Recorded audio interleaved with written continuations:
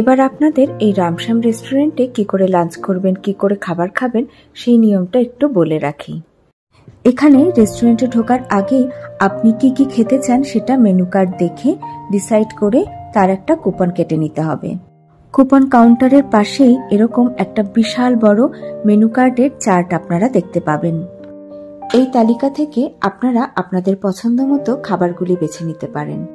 সকাল 11টা থেকে মোটামুটি রাত 11টা পর্যন্ত এনাদের এই রেস্টুরেন্ট খোলা থাকে। আমরা এখানে এসে যেটা বুঝলাম সেটা হচ্ছে এনাদের একটা মোটামুটি স্ট্যান্ডার্ড ভেজ থালি থাকে, যেটা সবাই প্রায় নেয়। আর এই ভেজ থালির সাথে আপনারা মেনু চার্ট দেখে আপনাদের পছন্দ মতো মাছ বা মাংসের একটা আমিষ পদ নিয়ে নিতে পারেন। এখানে এসি এবং নন এসি দুটো জোনে বসার ব্যবস্থা রয়েছে। প্রায় আধ ঘন্টা অপেক্ষা করার পরে আমরা এসি রেস্টুরেন্টে ঢুকতে পেরেছিলাম। আর ভিতরটা দেখেছেন, একটুও জায়গা খালি নেই। সবার দেখা দেখি আমরাও দুটো ভেজ থালি নিয়ে নিয়েছিলাম, আর তার সাথে ছিল একটা আমিষ পদ। রামশ্যামে ভেজ থালির দাম হচ্ছে 199 টাকা। কুপনের সাথে দুটো জলের বোতল এনারা কিন্তু এখানে ফ্রিতেই দিয়ে থাকেন। দুটো ভেজ থালির সাথে আমিষ পদে আমরা নিয়েছিলাম আলু দিয়ে কচি পাঠার ঝোল, যার দাম পড়েছিল 400 টাকা। রামশ্যামের খাবার নিয়ে সত্যি নতুন করে কিছু বলার নেই।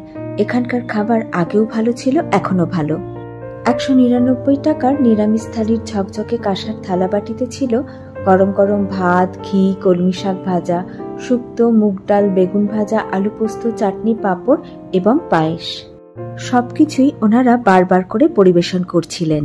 আমরা অবশ্য দ্বিতীয়বার আর কোনো কিছুই নিয়ে উঠতে পারিনি। প্রতিটি নিরামিষ পদের স্বাদ ছিল অসাধারণ, এক কথায় অতুলনীয়। আর কচি পাঠার ঝোল, সেটা তো এখনো আমার মুখে লেগে আছে। তবে এই রামশ্যামে খাবার খেয়ে অভিজ্ঞতা থেকে আমি আপনাদের একটা কথা বলতে চাই, সেটা হচ্ছে এখানকার নিরামিষ পদগুলি স্বাদে এত অসাধারণ খেতে যে আমার পরে মনে হচ্ছিল যে আমিষ পদটি না নিলেও হতো। কচি পাঠার ঝোল না নিলে আমি হয়তো প্রতিটি নিরামিষ পদ আরেকবার করে নিয়ে খেতে পারতাম। শেষ পাতে মিষ্টিমুখ করলাম চাটনি আর পায়েস দিয়ে, যার স্বাদ ছিল একদম ঘরের মতো।